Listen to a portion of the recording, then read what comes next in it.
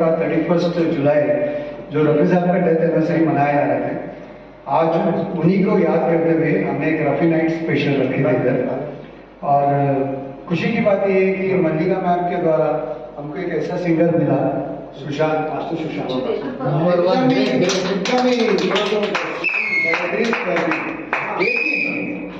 Sushant master Sushant के साथ में भी हमारे जो बाकी के कलाकार हैं उन्होंने भी लाजवाब गाए।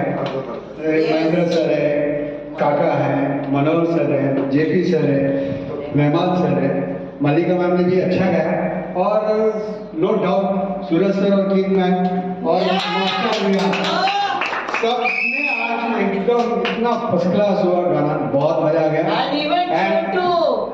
ये ना और सुशांत के बारे में भी और क्या